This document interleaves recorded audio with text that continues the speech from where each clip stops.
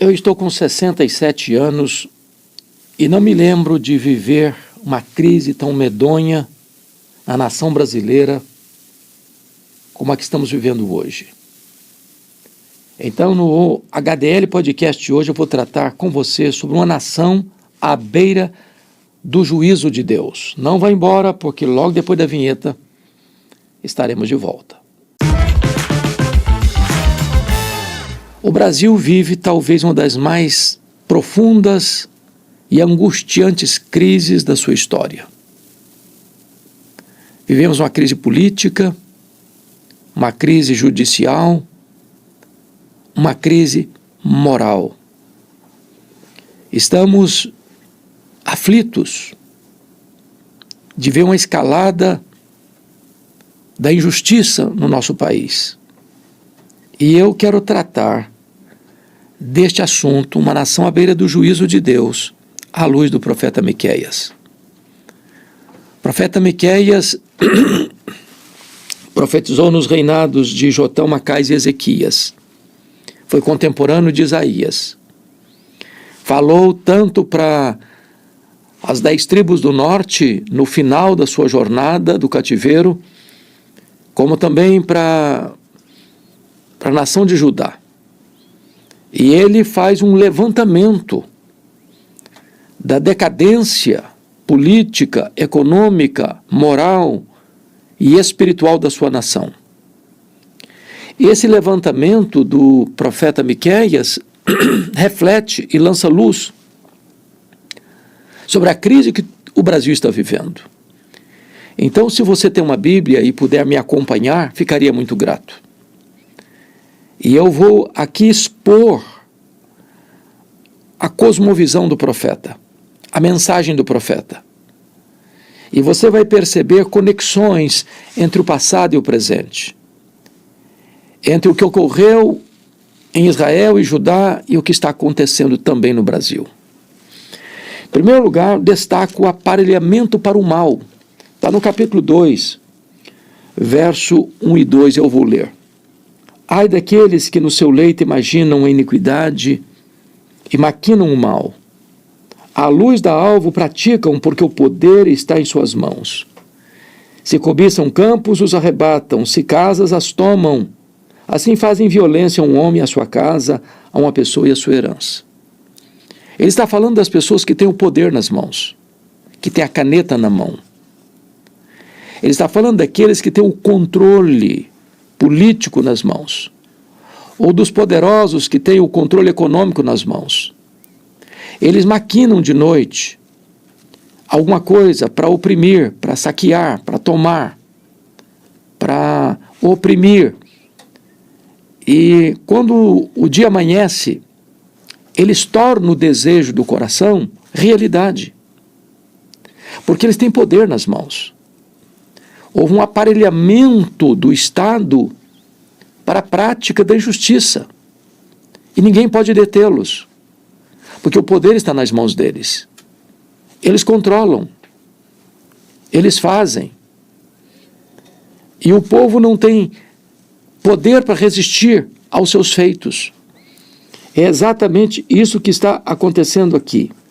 À luz da alva, praticam o que desejam, porque o poder está em suas mãos.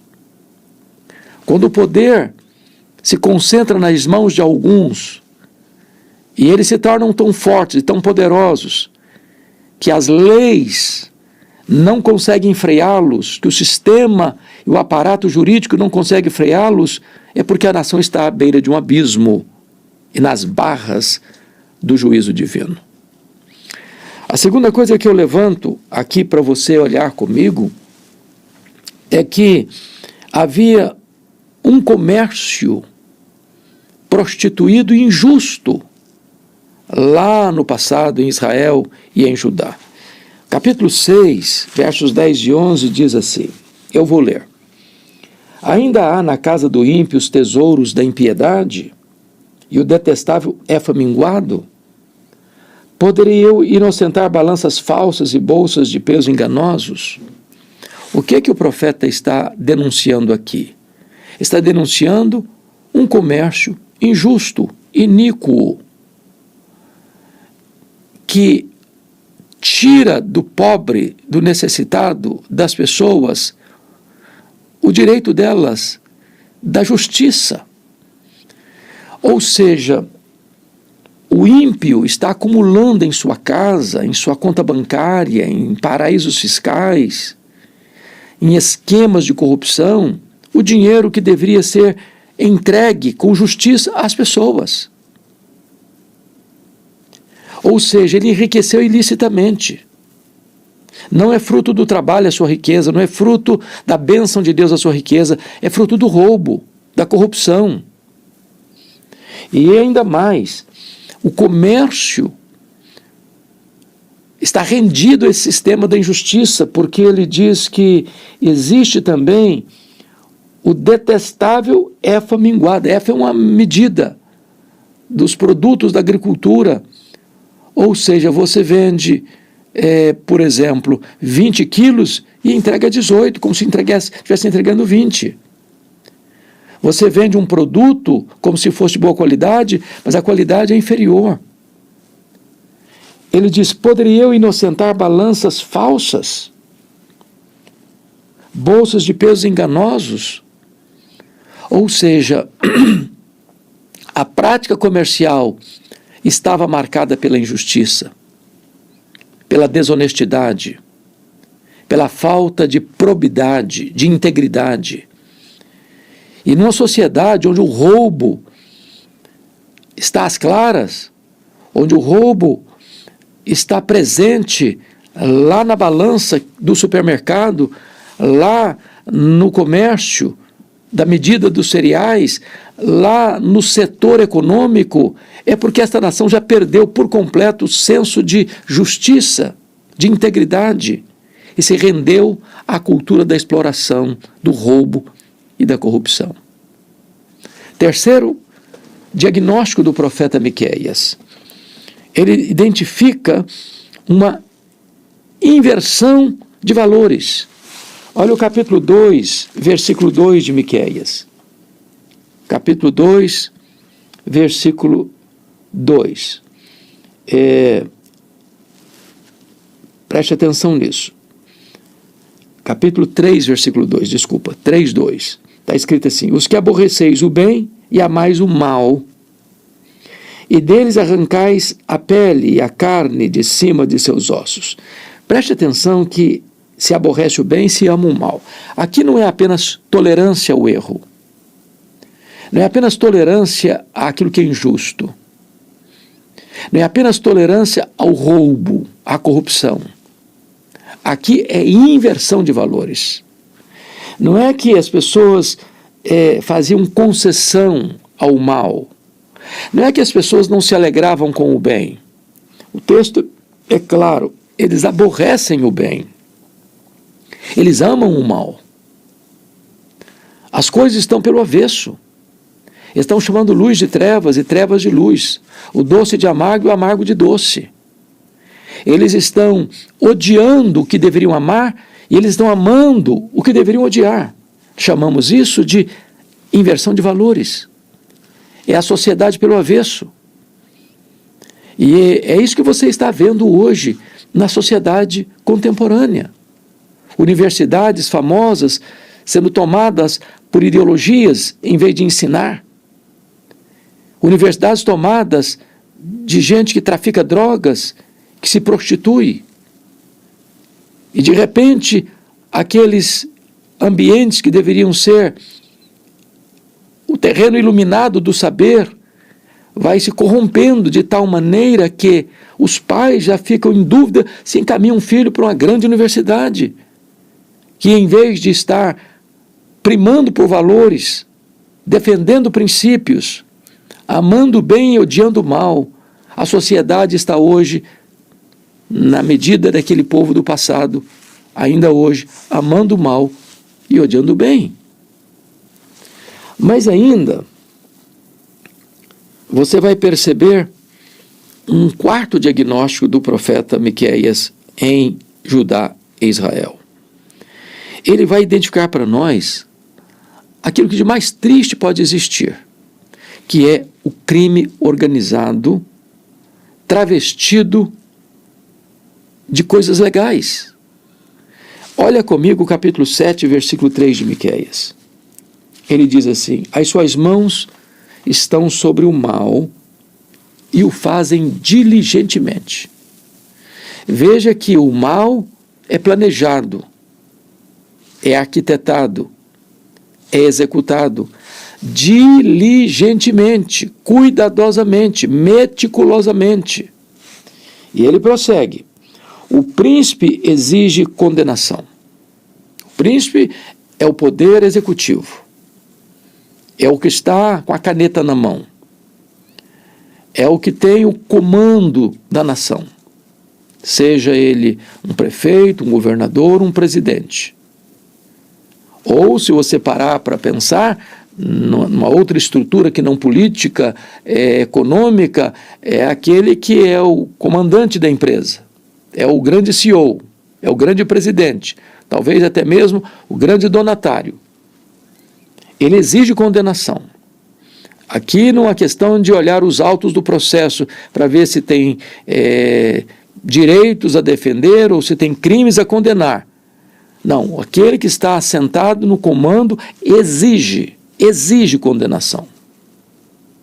E aí o texto prossegue: o juiz aceita o suborno. Então o juiz está a serviço do sistema opressor, corrupto, e ele está sendo subornado, ele está recebendo vantagens para dar a sentença favorável ao príncipe que exige condenação. E ele prossegue: o grande fala dos maus desejos de sua alma. O grande é o poderoso, é o que tem o poder econômico nas mãos, é o que tem o poder político nas mãos, é o que tem o controle da liderança da nação. E o texto diz: o grande fala dos maus desejos da sua alma, e assim todos juntamente urdem a trama. Então, os poderes, em vez de serem independentes, e os poderes, em vez de cada um exercer sua função para a prática da justiça e o bem do povo, eles juntamente urdem a trama. Então, é o crime organizado, é o aparelhamento para o crime, é uma situação de desconstrução dos valores morais da nação. Veja que Miqueias está tratando de Israel e Judá 700 anos antes de Cristo. Portanto, há 2.700 anos, Miqueias já diagnosticava essa realidade lá na sua nação. Mas ainda, veja você comigo outro aspecto. Porque quando a situação está assim, você olha para os governantes, você olha para as cortes, você olha para o comércio, você olha para a indústria, você olha para as transações comerciais, você olha para as riquezas de alguns que foram surrupiadas do erário, foram tomadas de assalto, até mesmo dos pobrezinhos aposentados. E você fica a imaginar como resolver isso. Talvez você possa pensar, quem sabe a religião possa ser uma luz de esperança numa situação dessa. Mas como estava a religião lá em Israel e lá em Judá naquele tempo? Vejamos. Capítulo 3, versículo 5 de Miqueias, ele diz assim: assim diz o Senhor acerca dos profetas que fazem errar o meu povo e que clamam paz quando tem o que mastigar, mas apregou guerra santa contra aqueles que nada lhes metem na boca. Quando a religião se corrompe, como o Estado está corrompido, é esvaziar a nação da esperança. Veja que os profetas também estão comprados, como os juízes foram subornados, também os profetas foram. Eles pregam uma mensagem de conveniência. A nação está caminhando célere, assodadamente para o colapso, para o juízo. E eles estão dizendo paz, está tudo bem, paz, paz, quando não tem paz. Por quê? Porque eles estão sendo subornados para pregar o que aqueles que têm o poder nas mãos querem que eles preguem. Há uma domesticação da religião, da imprensa, da mídia, para que todo o sistema fale uma só voz, para atender aos interesses dos poderosos. Agora, se for tirado das mãos destes profetas o suborno, aí eles já pregam guerra. Ou seja, eles não têm compromisso com a verdade, eles não têm compromisso com a integridade, eles não têm compromisso com a palavra de Deus, eles têm compromisso com a conveniência. Pregar o que o povo precisa ouvir, não. O que os poderosos querem que eles preguem. A religião está corrompida. Mas ainda, no capítulo 3, versículo 11, está escrito: os seus cabeças dão as sentenças por suborno. Então, quem são os cabeças que dão sentença? Quem dá sentença são os juízes, são as cortes.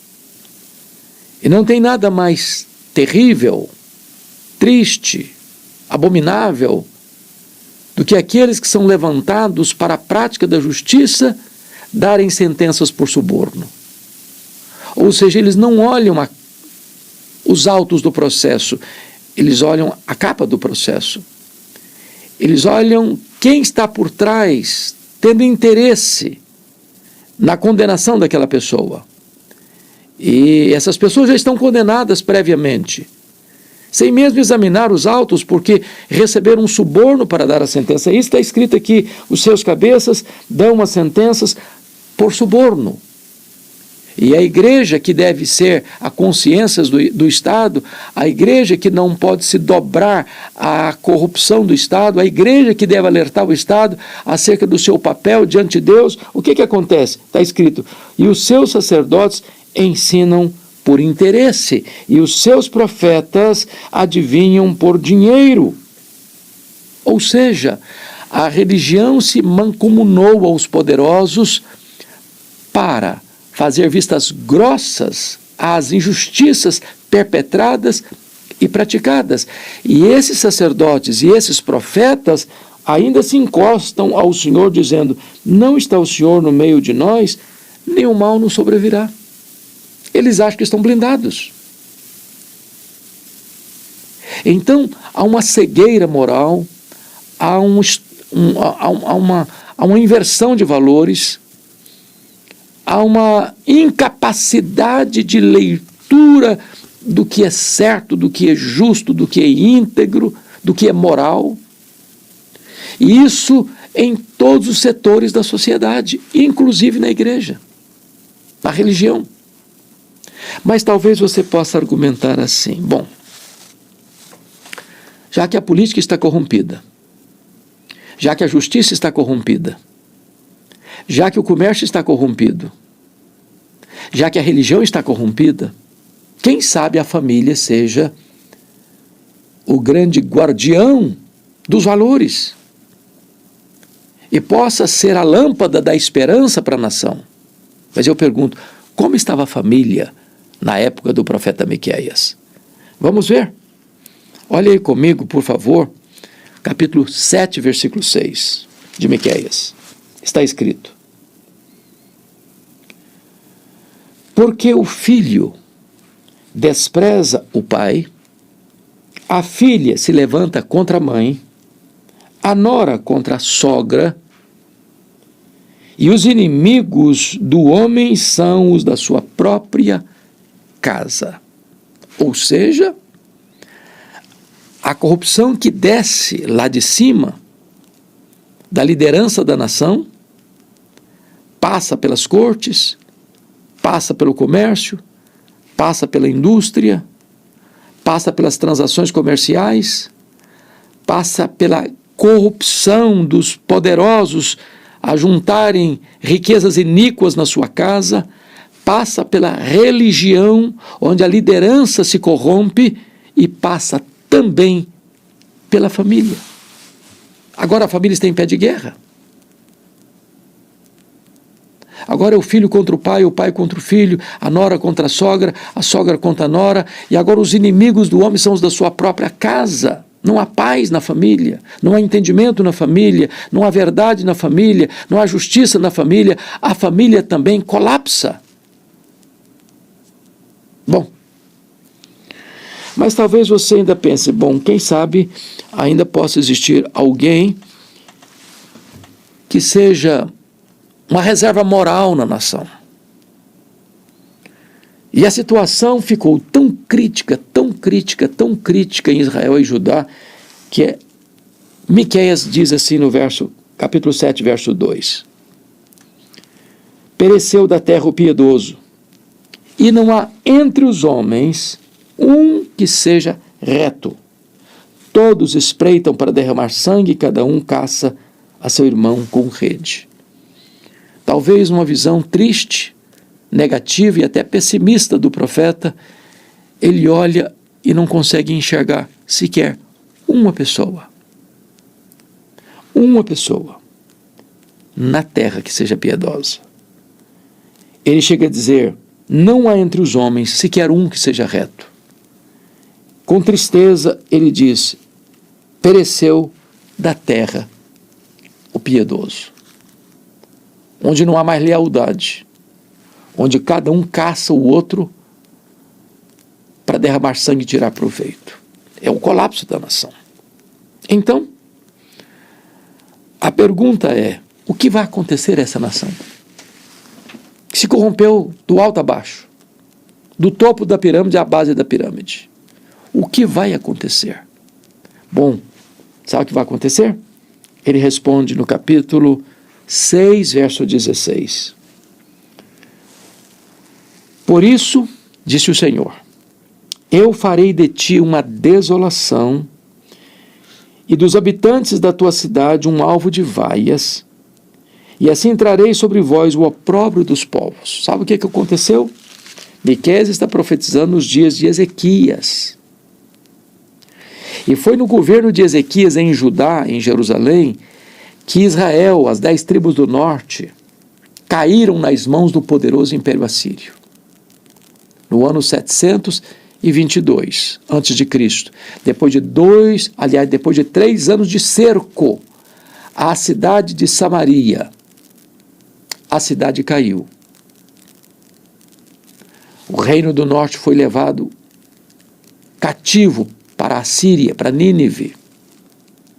O rei Sargão II trouxe povos estrangeiros para morarem na região onde alguns poucos ficaram. E essa miscigenação racial é que gerou o povo samaritano, que tornou-se inimigo figadal do povo de Israel por mais de 700 anos.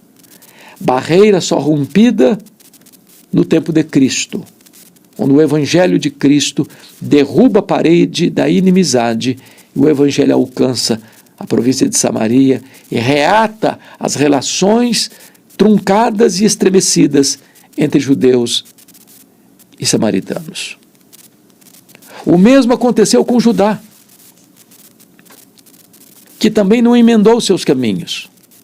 Alternava, é bem verdade, entre reis piedosos e reis maus. Mas depois da morte de Josias, que foi o último rei piedoso de Judá, todos os outros que vieram na esteira foram homens maus, perversos, que não ouviram os profetas de Deus, prenderam, torturaram, e então, em 606, a Babilônia, que havia derrotado o Egito e a Síria, em 605, agora cerca Jerusalém em 3 turnos, e em 586 Jerusalém é tomada pelo exército caldeu. A cidade é arrasada. O templo de Salomão é destruído. E o povo de Judá é levado para o cativeiro na Babilônia, para uma amarga escravidão de 70 anos. É claro que Deus é o reto juiz. E porque a nação não ouviu a voz de Deus, ela teve que enfrentar o juízo de Deus. Agora, ainda quando Deus disciplina, Deus não deixa de amar. Porque há esperança. Ainda há esperança. Onde há arrependimento. E eu chamo a sua atenção para 3 verdades aqui. O que é que Miqueias fez no caos que se estabeleceu em sua nação? Ele responde no capítulo 7, verso 7, assim: Eu, porém, olharei para o Senhor e esperarei no Deus da minha salvação. O meu Deus me ouvirá. Ele olha para a terra e não vê nenhuma saída. Ele vê a sua nação se corrompendo de alto a baixo. Ele vê a violência campeando nas ruas. Ele vê a injustiça nos governantes e nos juízes. Ele vê os poderosos maquinando o mal no leito e de manhã praticando o mal porque o poder está nas suas mãos. Ele lê os poderes constituídos juntos, tramando, urdindo a trama contra o povo. Ele vê a religião corrompida, a família corrompida. Ele olha e não vê sequer uma pessoa justa, piedosa na terra. Parece que na terra não tem mais solução, na terra não tem mais esperança. E quando ele não encontra nenhuma âncora de esperança na terra, ele olha para cima e diz: Eu, porém, olharei para o Senhor. Esperarei no Deus da minha salvação. Meu Deus me ouvirá. Mas em segundo lugar, ele olha para o futuro, para a possibilidade de um rei justo, que venha estabelecer o seu reino de justiça. E ele escreve no capítulo 5, verso 2: E tu, Belém Efrata, pequena demais para figurar como grupo de milhares de Judá, de ti me sairá o que há de reinar em Israel, e cujas origens são desde os tempos antigos, desde os dias da eternidade. Ele olha para frente e vê a promessa do Messias. Ele vê a promessa do filho de Davi. Ele vê a promessa de Jesus, aquele que veio para reinar em Israel com justiça. Ele tem suas origens na eternidade. Ele é o próprio Deus eterno, porque a Bíblia diz: no princípio era o Verbo, e o Verbo estava com Deus, e o Verbo era Deus. Quando tudo teve um princípio, ele já existia. Mas ele veio, nascido de mulher, nascido sob a lei, nascendo em Belém da Judéia, a mesma cidade que Davi nasceu, Belém, Betlehem, a casa do pão. Nasce na casa do pão, o pão da vida. Aquele que veio para exaltar a justiça, aquele que veio para restabelecer a verdade, aquele que veio para denunciar o mal, aquele que veio para resgatar com o seu sangue aqueles que estavam chafurdados no pecado, nas mazelas e na iniquidade, aquele que veio para trazer esperança para o mundo, porque ele é o Salvador do mundo, o Messias. Mas ainda, Miqueias olha para a sua nação tão corrompida, tão devastada, tão castigada, tão afligida pelo chicote dos opressores, para um povo rendido ao pecado, dos ricos aos pobres, dos doutores aos analfabetos, dos líderes religiosos aos não religiosos, uma nação rendida ao pecado e à iniquidade. E ele fala ainda que Deus é misericordioso e perdoador. E ele pergunta no capítulo 7, versículos 18 e 19, quem, ó Deus, é semelhante a ti, que perdoas a iniquidade e te esqueces da transgressão do restante da tua herança? O Senhor não retém a sua ira para sempre, porque tem prazer na misericórdia. Tornará a ter compaixão de nós. Pisará aos pés as nossas iniquidades e lançará todos os nossos pecados nas profundezas do mar. Israel e Judá foram para o cativeiro. Mas Deus continuou amando o seu povo, perdoando o seu povo, restaurando o seu povo. E no tempo da graça, na plenitude dos tempos, desse povo nasceu Jesus, o Messias, o Salvador do mundo. Ele é a nossa esperança. Todo aquele que o conhece e o recebe é feito filho de Deus, membro da família de Deus. Deus então veio para resgatar o perdido. Deus veio então para levantar o caído. Deus veio então para trazer vista aos cegos. Deus veio para trazer salvação àqueles que estavam desesperançados. Este é o nosso Deus. É claro que quando eu leio esse texto, escrito há 2.700 anos, e vejo esse diagnóstico, parece que eu estou lendo Folha de São Paulo, o Globo, o Estadão, ou os periódicos conhecidos aqui no Brasil.